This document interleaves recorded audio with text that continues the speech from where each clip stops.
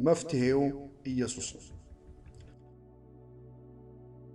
ዛሬ የእግዚአብሔርን ሕያው ቃል ሰምታችሁ ከግል ሕይወታችሁ ጋር በማገናዘብ ነፍስን ከጥፋት መንገድ ለሚታደገውና ሰማይና ምድርን በቃሉ ላጸናው ለኃያሉ እግዚአብሔር ምላሽ እንድትሰጡ በትሕትና ጋብዛችኋለሁ።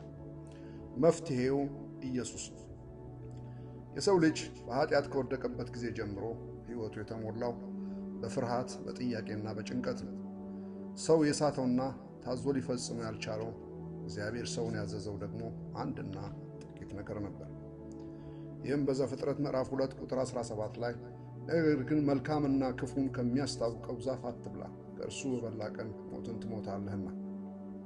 ሰው ግን ይህንን ቀላል ትእዛዝ ማክበር አልቻለም። ያንንም ትእዛዝ ባለማክበሩ ሰው ያልተረጋጋና ሁሌ ነገ ምን ይሆን በሚል ስጋት እንዲኖር ነው ያደረገው።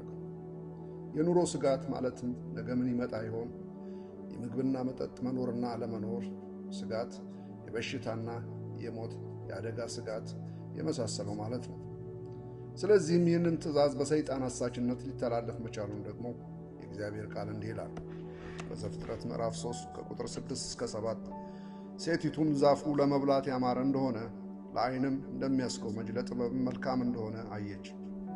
ከፍሬውም ወሰደችና በላች፣ ለባሏም ደግሞ ሰጠችው። እርሱም ከእርሷ ጋር በላ። የሁለቱም ዓይኖች ተከፈቱ፣ እነርሱም ራቁታቸውን እንደሆኑ አወቁ። የበለስንም ቅጠሎች ሰፍተው ለእነርሱ ለራሳቸው ግልድም አደረጉ። የሰው ዘር የእግዚአብሔርን ትእዛዝ በመተላለፉ ያተረፈው ነገር ቢኖር በሰይጣን ጭቆና ስር መውደቅና ከእግዚአብሔር ጋር የነበረው ግንኙነት መቋረጥ ነው። ከእግዚአብሔር ጋር የነበረው ኅብረት ነው የተቋረጠው። ይህንን የተቋረጠ ኅብረት ሊቀጥል የሚያስችል መፍትሄ ደግሞ ከሰውም ይሁን ከመላእክት ዘንድ አልተገኘም። ስለዚህ በሰውና በእግዚአብሔር መካከል ለነበረው ግንኙነት መቋረጥ መፍትሄው ኢየሱስ ብቻ ነው። እግዚአብሔር አዳምና ሔዋንን ሲፈጥራቸው ከእርሱ ጋር ፍጹምና ደስ የሚያሰኝ ኅብረት ነበራቸው። ይህ መልካም ኅብረት በኃጢአት ምክንያት ሊቋረጥ ችሏል። ስለዚህም አዳም እግዚአብሔርን ባለመታዘዝ በሠራው ኃጢአት ሳቢያ ሞት ወደ ዓለም ሊገባ ችሏል።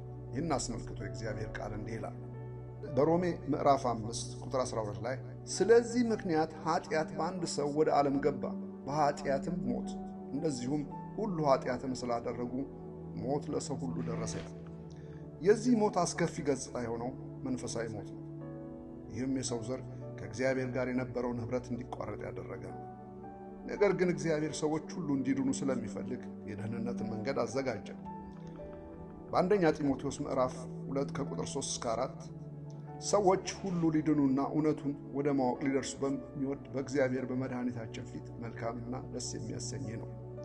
ይህም እግዚአብሔር በምሕረቱ ባለጸጋ ስለሆነ በእርሱ በጎነት ላይ የተመሠረተና ከሰው ችሎታ ውጭ የሆነ ከኃጢአት የማዳን ሥራ ነው። ይህንን አስመልክቶ የእግዚአብሔር ሕያው ቃል እንዲህ ይላል በኤፌሶን ምዕራፍ 2 ከቁጥር 4 እስከ 5 ነገር ግን እግዚአብሔር በምሕረቱ ባለጠጋ ስለሆነ ከወደደን ከትልቅ ፍቅሩ የተነሣ በበደላችን ሙታን እንኳ በሆነን ጊዜ ከእርሱ ጋር ሕይወት ሰጠን፣ በጸጋ ድናችኋልና። መንፈሳዊ ሞት በሰው ደረጃ መፍትሄ ያለው ጉዳይ አይደለም። ምክንያቱም ይህ ኃጢአት ውጤት ስለሆነ፣ ኃጢአት ደግሞ ሰውን ከእግዚአብሔር ጋር በጠላትነት እንዲኖር ያደረገ ነው። በተጨማሪም እግዚአብሔር ቅዱስ ስለሆነ ኃጢአትን ስለሚቀጣ፣ የኃጢአትም ደሞዝ ደግሞ ሞት ስለሆነ ከዚህ የሚታደግ አዳኝና መድኃኒት የሰው ዘር የግድ ያስፈልገዋል።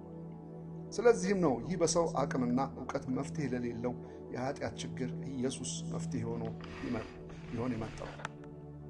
በዮሐንስ ምዕራፍ 14 ቁጥር 6 ላይ ኢየሱስም እኔ መንገድና እውነት ሕይወትም ነኝ፣ በእኔ በቀር ወደ አብ የሚመጣ የለም።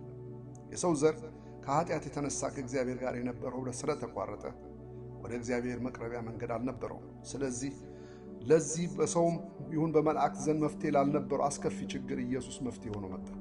ስለዚህ ነው በእኔ በቀር ወደ አብ የሚመጣ የለም ያለው። ለዚህ በሰውና በእግዚአብሔር መካከል ለተቋረጠ ኅብረት ኃጢአተኛውን ሰው ከቅዱሱ እግዚአብሔር ጋር ኅብረት እንዲኖረው ለማስቻል መፍትሄ የሆነው ኢየሱስ ብቻ ነው። ለሰው ዘር ከእግዚአብሔር የመለየት ችግር መፍትሄው ሌላ ማንም ሳይሆን ኢየሱስ ነው። ደህንነት ከእርሱ ውጪ በማንም የለምና። ለዚህም ነው የእግዚአብሔር ቃል በሐዋርያት ሥራ ምዕራፍ 4 ቁጥር 12 ላይ መዳንም በሌላ በማንም የለም፣ እንድንበት ዘንድ የሚገባ ለሰዎች የተሰጠ ስም ከሰማይ በታች ሌላ የለምና የሚለው። ደግሞም ያለ እርሱ ሌላ በሰውና በእግዚአብሔር መካከል ሆኖ የሚያስታርቅ እንደሌለ የእግዚአብሔር ቃል እንዲህ በማለት ያስረዳል። በአንደኛ ጢሞቴዎስ ምዕራፍ 2 ቁጥር 5 እስከ 6 ድረስ አንድ እግዚአብሔር አለና በእግዚአብሔርና በሰው መካከል ያለው መካከለኛ ደግሞ አንድ አለ፣ እርሱም ሰው የሆነ ክርስቶስ ነው። ራሱንም ለሁሉ ቤዛ ሰጠ። ይህም በገዛ ዘመኑ ምስክርነቱ ነበረ። እርሱ በመካከል ሆኖ የእግዚአብሔር ጠላት የነበረውን የሰውን ዘር ከእግዚአብሔር ጋር ያስታረቀ ኢየሱስ ብቻ ነው። በሁለተኛ ደረጃ በሰው ልጆች መካከል ለነበረው ግንኙነት መበላሸት መፍትሄ ኢየሱስ ብቻ ነው። አዳምና ሔዋን በኃጢአት ሲወድቁ ከእግዚአብሔር ጋር የነበራቸው ግንኙነት ብቻ ሳይሆን የእርስ በርሳቸው ግንኙነት ነበር የተበላሸው። ለዚህም ምስክር የሚሆነን የአዳምና የሔዋን ልጆች የሆኑት የቃየንና የአቤልን ግንኙነት መበላሸት ነው። ይህ የመጀመሪያው በጥላቻ ላይ የተመሰረተ ነፍስ የማጥፋት ወንጀል ነበር። የወንጀል ሁሉ ጥንስሱ ኃጢአት ነውና የአዳም ልጅ የሆነው ቃየን ወንድሙን በጥላቻ ተሞልቶ ነበር የገደለው። ጥላቻ ደግሞ ኃጢአት ነው። በዘፍጥረት ምዕራፍ 4 ቁጥር 8 ላይ ቃየንም ወንድሙን አቤልን ና ወደ ሜዳ እንሂድ አለው። በሜዳም ሳሉ ቃየን በወንድሙ በአቤል ላይ ተነሳበት፣ ገደለውም ይላል። ዛሬም በምድር ላይ ያለው ወንጀል ርኩሰትና ጥፋት መሰረቱ ኃጢአት ነው። ግድያና ወንጀል፣ ዝሙትና ርኩሰት፣ ጭንቀትና ተስፋ መቁረጥ፣ ድካምና በሽታ ሁሉ መሰረቱ ኃጢአት ስለሆነ መፍትሄው ወይም መድኃኒቱ ደግሞ መድኃኔ ዓለም የሆነው ኢየሱስ ብቻ ነው። ወደ አዲስ ኪዳንም ስንመጣ በአይሁድና በአሕዛብ መካከል የነበረውን የጠብ ወይም ልዩነት ግድግዳ አፍርሶ ሰላም ያደረገው የሰላም አለቃ የሆነው ኢየሱስ ብቻ ነው።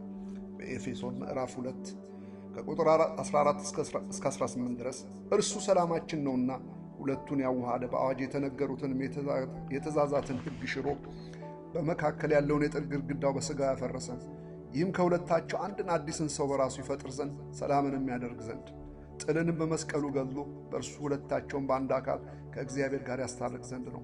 መጥቶም ርቃችሁ ለነበራችሁ ለእናንተ ሰላምን፣ ቀርበው ለነበሩትም ሰላምን የምሥራች ብሎ ሰበከ። በእርሱ ሥራ ሁላችን በአንድ መንፈስ ወደ አብ መግባት አለንና። የእግዚአብሔር ቃል እንዲህ በማለት በአይሁድና በአሕዛብ መካከል የነበረውን የጠብ ወይም ልዩነት ግድግዳ በመስቀሉ አፍርሶ ሰላም የፈጠረ ሰላማችን ኢየሱስ ነው ብሎ አስረዳናል። ስለዚህ በዓለማችን ላለው ግድያ፣ ጦርነት፣ ሁከት፣ እንቅልፍ ማጣት፣ ሌብነት፣ ወንጀል፣ ጭንቀት፣ ፍርሃት፣ ውጣ ውረድና ችግር ሁሉ ምንጩ ዲያብሎስ ሲሆን መፍትሄው ደግሞ ኢየሱስ ብቻ ነው። ይህንን አስመልክቶ የእግዚአብሔር ቃል በዮሐንስ ምዕራፍ 10 ቁጥር 10 ላይ ሌባው ሊሰርቅና ሊያርድ ሊያጠፋም እንጂ ስለሌላ አይመጣም፣ እኔ ሕይወት እንዲሆንላቸው እንዲበዛላቸው መጣሁ። እዚህ ጋር ሌባው የሚለው ዲያብሎስን ሲሆን እርሱም በዓለማችን ከሚካሄዱ ጦርነቶችና ክፉ ድርጊቶች ጀርባ ሆኖ የሰዎችን ሕይወት ያጠፋል፣ ይገድላል፣ ደግሞም ፍቅርን፣ ጤናን ይሰርቃል። ይህንን ክፉ ድርጊት ሊሽር የመጣው ኢየሱስ ግን ሰላም የተሞላበትና የተትረፈረፈ ሕይወት ሊሰጥ የተገለጠው። ዛሬም በህብረተሰብ የሚሆን በግል ሕይወት ለሚፈጠር ሁከት፣ ተስፋ መቁረጥና ጭንቀት መፍትሄ የሆነው ኢየሱስ እንዲህ ይላል በዮሐንስ ወንጌል ምዕራፍ 14 ቁጥር 27 ላይ ሰላምን እተውላችኋለሁ፣ ሰላሜን እሰጣችኋለሁ፣ እኔ የምሰጣችሁ ዓለም እንደሚሰጥ አይደለም፣ ልባችሁ አይታወክ አይፍራም ይላል። ይህንንም ሰላም በምድር ላይ ያሉ ገዢዎች ይሁኑ አዋቂዎች ወይም ባለጠጎች ፍጹም ሊሰጡት የማይችሉት ልዩ ሰላም ነው። ደግሞም በብርና ወርቅ አልማዝ ሊተመን የማይችል ልዩ ሰላም ነው። ይህን ሰላም መስጠት የሚችል ግን የሰላም አለቃ የሆነው ኢየሱስ ብቻ ነው። ይህን አስመልክቶ የእግዚአብሔር ቃል እንዲህ ይላል በኢሳይያስ ምዕራፍ 9 ቁጥር 6 ላይ ሕፃን ተወልዶልናልና ወንድ ልጅም ተሰጥቶናልና አለቅነትም በጫንቃው ላይ ይሆናል፣ ስሙም ድንቅ መካር፣ ኃያል አምላክ፣ የዘላለም አባት፣ የሰላም አለቃ ተብሎ ይጠራል። ይህ በሥጋ ከድንግል ማርያም የተወለደ የሰላም አለቃ የሆነው ኢየሱስ ነው። ለሰላሙ ደግሞ ፍጻሜ የለውም። አንተስ ዛሬ ይህንን የሰላም አለቃ የሆነው ንጉሥ በሕይወት ገብቶ ጭንቀት፣ ፍርሃት፣ ስጋትና ተስፋ መቁረጥ ከተሞላበት ሕይወት ነፃ አውጥቶ በሰላምና በእረፍት ወደ ተሞላ ሕይወት ሊመራህ ትፈልጋለህ? በዓለም ካለው ከሚሰማውና ከሚታየው ጥፋትና ርኩሰት፣ ግድያና ተስፋ መቁረጥ አምልጠህ አሁንና ለዘላለም ከሞት ስጋት ባርነት ነፃ የሚያወጣው ኢየሱስ ሕይወትን እንዲመራው ትፈልጋለህ? ዛሬ ከኃጢአት ነጽተህና ወደ እግዚአብሔር መንግሥት ገብተህ የእግዚአብሔር ልጅነት መብት እንዲኖርህ ትፈልጋለህ?